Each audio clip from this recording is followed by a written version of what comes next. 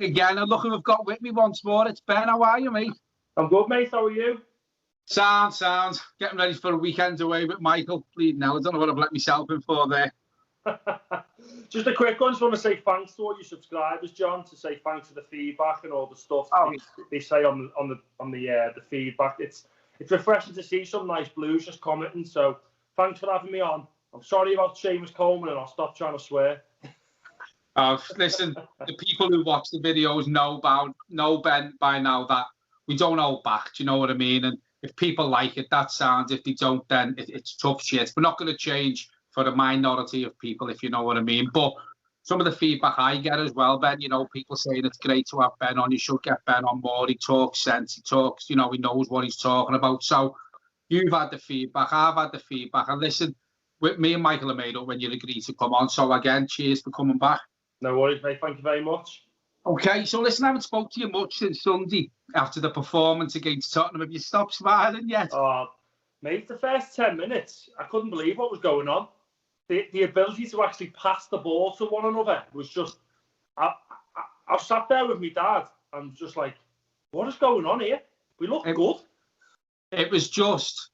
I didn't expect that, and it was just like that first 10 minutes, Ben, I was just like, I'm sure we've got Everton on here, because when was the last time we've started a game with the quality, with the high pressing, with time on the ball, pushing forward? I can't remember the last time we started a game like that. Well, I think I did a tweet. I think the last time was Southampton away when we won 3-0 under Martinez. That was the last time I've seen Everton play like that away from home, hungry for the ball, centre midfielders coming short, asking for the ball. I was like, what is going on here? That Alan Decore just slotted in like they've been there for years. And I haven't quite got over it yet, to be honest. I'm made up, and I'm just hoping we can continue that for this week. Well, the thing is, we played 2 games now. Last night, obviously, I think we all agree it wasn't as good last night. But listen, it was a completely different changed team. But again, they got a job done last night. And I said this on the watch-along. Yeah, the quality wasn't as good. And I thought we should have put the game to bed earlier. But you can see now that his ideas are rubbing off on the whole squad. And these 3 players that have come in have given certain players a kick up the arse to say, well, look, I need to improve. I need to try and win my place back. It's making them play better. So it's rubbed off through the whole squad. Yeah, it's a squad game, football, isn't it? So we're going to pick up knocks. We're going to pick up injuries. And we need them players to have the match fitness to just slot in as and when. But, mate, Sunday, great, fantastic performance. Fair play, the likes of Jordan Pickford, Seamus Coleman, Yerry Mina. They all fucking... Oh, sorry, fair swear word. They all played brilliantly, mate. Them 2 saves Pickford did in the first half, superb. Saved us. I think he's not making them saves last season. No, we were 2-0 down last year. Yeah. So, just going on to the Tottenham game, I know it is a match. This is a match preview, by the way, for the Everton-West Brom game, but I just did want to talk about Tottenham a bit. Did you expect a performance like that? The first game of the season and the 3 new players thrown straight in. Was you expecting that? Personally, when I seen the starting 11, I was quite took back, to be fair. I thought, James obviously had a bit of a injury-prone year last year. Thought he might need to get up to match fitness. Decore, Allen, the same. But, mate, they just slotted in straight away and just went right. Like Ancelotti said at the end there, which I loved, if you're good at football, you slot in straight away. Yeah. To be fair, they did. Straight in, looked like they've been there for years. I personally love Decore. I think he's great, powerhouse, superb player, and he's going to be the signing that's going to really impress me the most. But that brings me on to my next question, just to finish talking about the game on Tottenham on Sunday against Tottenham. Out the 3 players who've come in, who impressed you most? Because as you've just quite rightly said, they all bring something different, don't they? Allen and Decore, yet they're both combative, but I get the feeling they will both bring something different. And then you've got James Rodriguez, who for me is one of the signings of the window out the whole Premier League. So, in your opinion, who impressed you most out the 3 of them? And obviously, Allen got man of the match. He was busy. He was aggressive.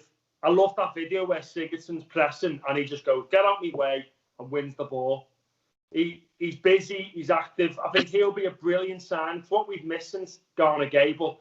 Doucouré was watching the game. He was slotting in at like the right back, left back, winning balls, coming short for the ball. I haven't seen Everton midfielders come for the ball like that in a long time, and it brought out the best of Andre Gomez as well. So James Rodriguez, obviously you're a bit sceptical, like please hit the ground running, please, because he's big superstar.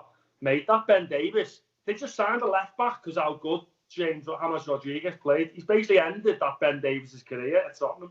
His first touch, mate, was, you can just see he's world class. He hasn't got natural pace, but he generates the time and space for himself with his first touch. It's world class, but for me, Doucouré he's going to be the signing for me. He's powered out, he's everywhere, he wants the ball, wins the tackles. Him and Allen compensate one another. If one's not there, the other one's there. And it was made up. We did like the 4-3-3, to be honest. I spoke about it in the previews with yourself before. It gets more midfield, more time. Gomez had more time. It just works for me. Yeah, and I think, as you say quite rightly there, Doucouré was coming short, but he could also pick a pass. You know, there was a couple of passes he sprayed out wide. What I did notice as well, there was a lot more one-touch football. You know, he weren't controlling the ball and fannying about. It was as if when they were getting the ball, they knew where their teammate was going to be already. Now, can you imagine what it's going to be like in a month's time? You know, it's going to be something to behold. Right, we are going to go on to the West Brom game. So the first game of the season, West Brom got battered by Leicester. Yeah. West Brom didn't really do much in that game, but they did beat Harrogate last night, 3-0 in the cup. But that's a game you would expect them to win. What sort of season can you see West Brom have? Do you think they will come up and go straight back down? Or, do you think they could do a Brighton or a Villa and just stay up? Yeah, it's a hard one with West Brom. They're always difficult. They're just an awkward team. Like, no disrespect to West Brom, but obviously have a little nose at their squads and the stats. And like you said, I think they had 7 shots against Leicester, 1 on target, 35% possession, with a pass accuracy of 75%, as the stats suggest. Now, they're going to be a team that aren't going to really go at teams. They played like a 4-5-1 against Leicester. I mean, a 5-4-1, apologies. Three centre halves, full-backs, 4 in the middle, and 1 up top. Now, it's quite defensive. Now, I don't know if they were trying to frustrate Leicester and come out in the second half. I don't know. They could stay up, but looking at their squad, it's not one of the strongest in the Premier League. They got a few good, very wide players that they signed. But apart from that, it looks bleak for them, to be honest. I think you'd have to strengthen, because it's such a big step, isn't it, from the Championship to the Premier League. For them to stay up, I think they are going to have to strengthen, to be fair. So on to the game. What are you expecting from this game? I mean, if we play like we did on Saturday, I expect there only to be one winner. Do you know what I mean? Are you going into this game even more confident now than after seeing that display? Do you think it's going to be a walkover for Everton? Thing is, Everton can always do an Everton, John. We all know that as fans. We beat Tottenham away, brilliant performance, and we get brought back down to earth with a bang. But I think we'll put these to bed. We've got a lot of technically good players. They're going to try and frustrate us with just putting men in the box to stop us attacking. They're going to play a deep line defence to combat the Calvert-Lewin speed, with Richarlison speed. The way we're going to get round them is obviously the short interaction passes that we're doing against Tottenham. Break through the lines, find the gaps in the middle, and get some shots. So if we get the 1 goal, John, I can see it being 2-3 goals up. Yeah, we need that first goal, like, desperately. And early, because as you've just said there, going back, they will try and make it hard for us to break them down. But now, it's quite obvious that Everton now have the players to break teams down, whereas we did that.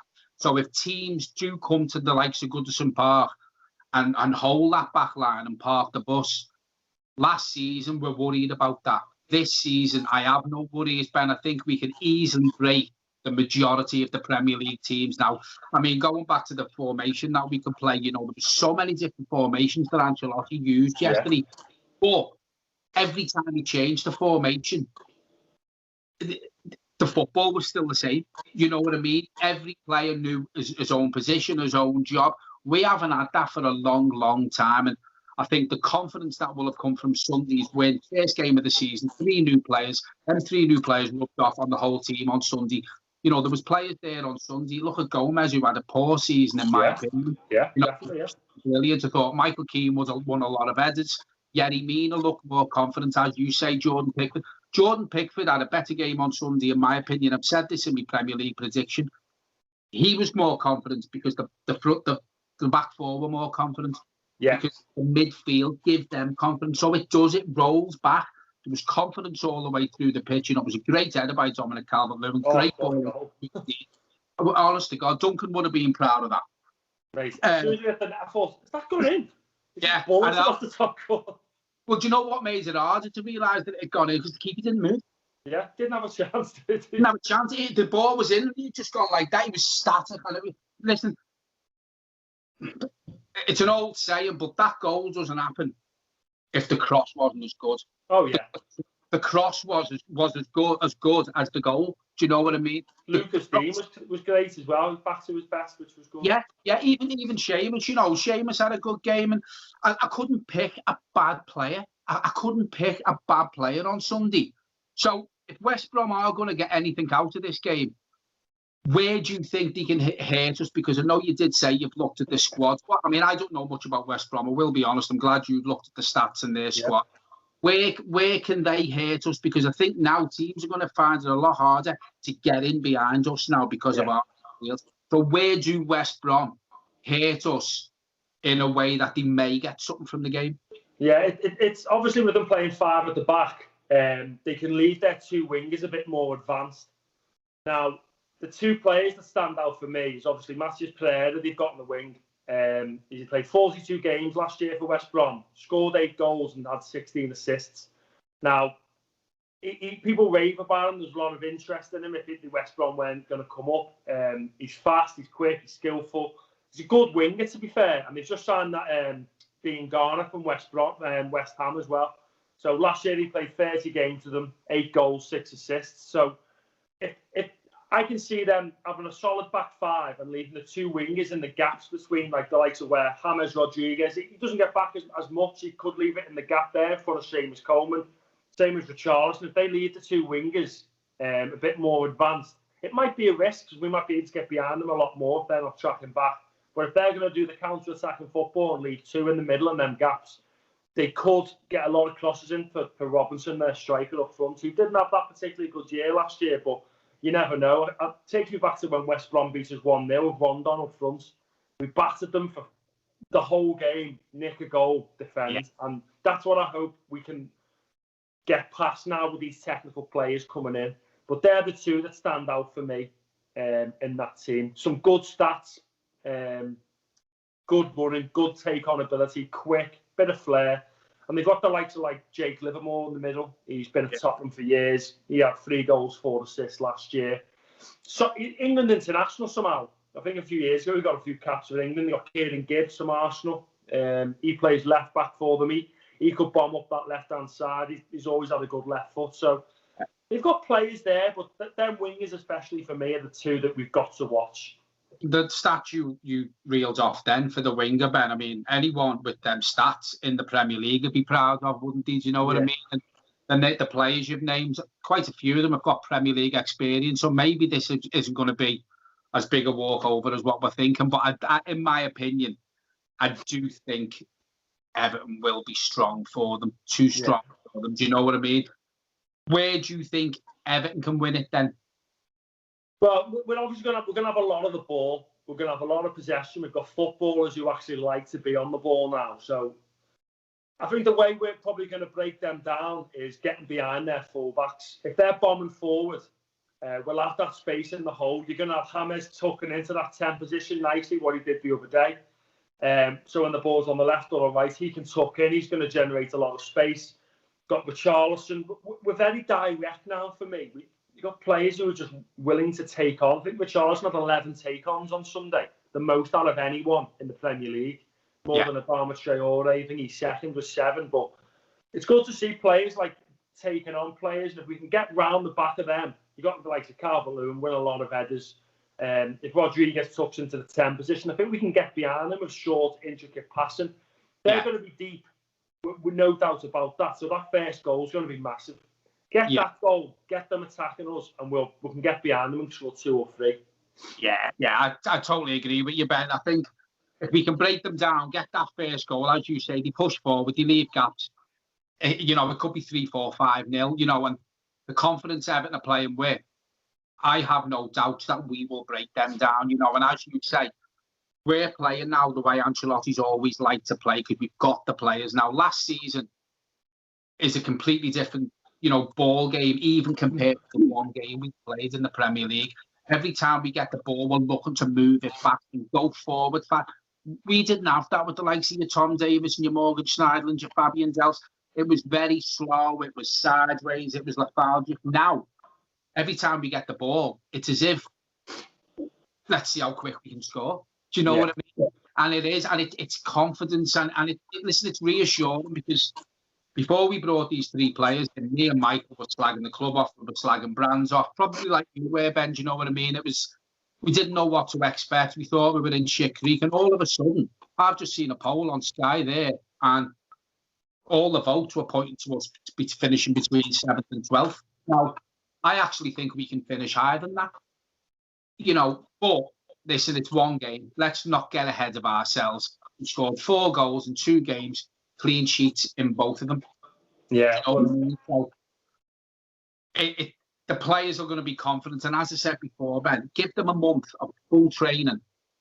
And, you know, we're going to be a scary team. And I don't think there's many midfields in the Premier League on a par with us. I really don't. Them 3 players have dramatically pushed us now to having one of the best midfields in the Premier League. Whereas if you look at last season, it's like chalk and cheese.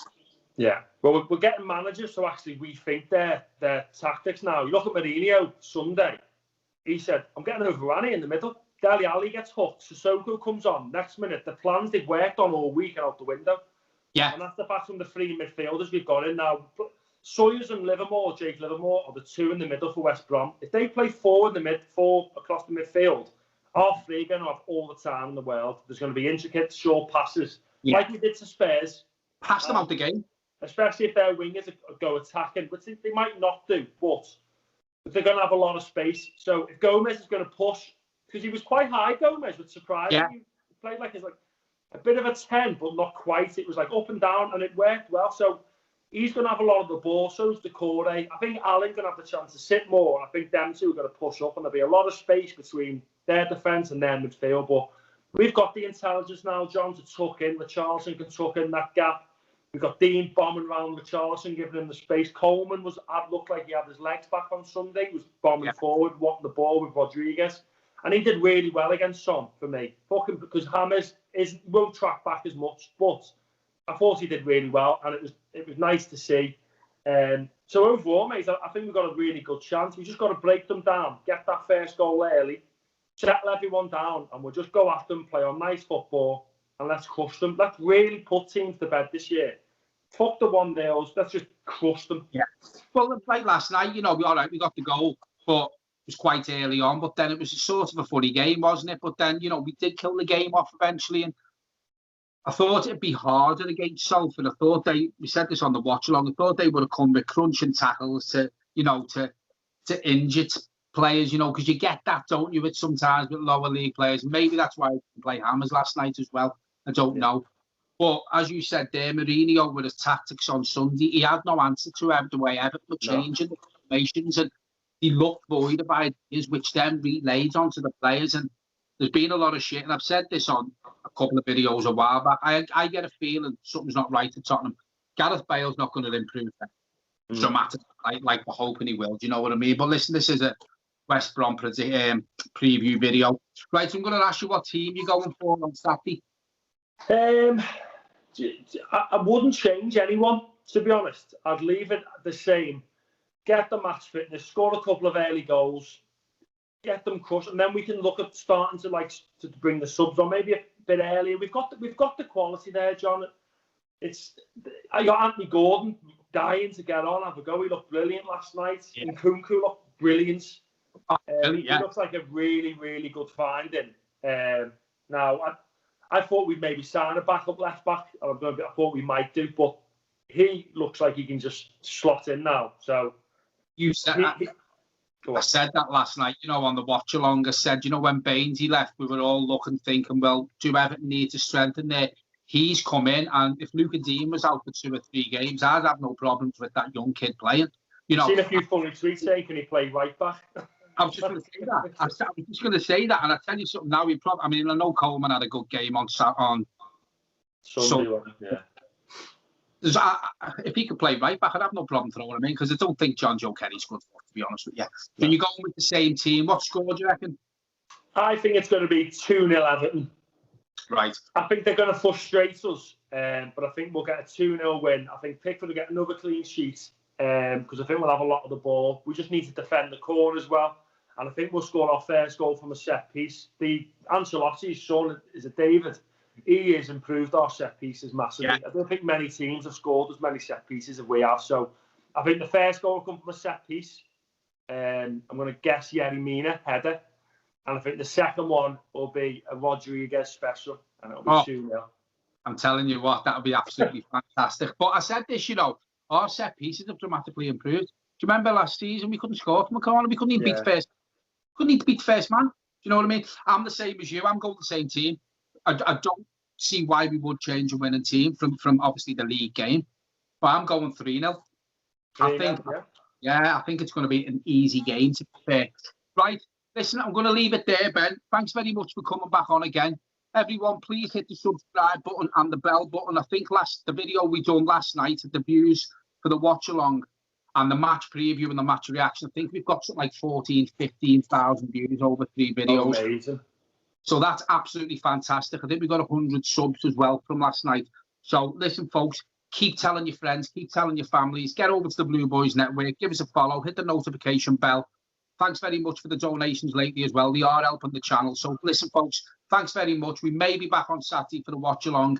Me and Michael are away. If not, we'll be back Wednesday. Cheers, everyone. Just a quick one, John. Are you still there? Just want to do a quick shout out just for the one of my mates' football teams in Liverpool. Is that okay? Yes, I'm going, mate. He runs a football club called Woolton Toulouse, playing in the South Liverpool division, only under sevens, and they've got 2 little lads who are massive Blues. They watch the videos. They're a big fan of you and Michael. So just a big shout out to Joseph Sweeney, he's a young lad, and Jack Hobson. But they watch the videos and they'll be made up. We're just going to say hello on the YouTube channel. So there you go, lads. All the best and good luck for the season. Well, nice one for that, John. I'll see you soon, mate. Hello, Jack. Hello, Joseph. Thanks very much for watching our videos, mate. And we do have to apologise for the language from me and Michael. I'm sure you've heard worse on the pitch, even though it is a kids' team, from the mums and the dads. Even from their dads, they probably hear worse. Yeah. Well, listen, big shout out to you two lads. Thanks very much for watching the Blue Boys Network.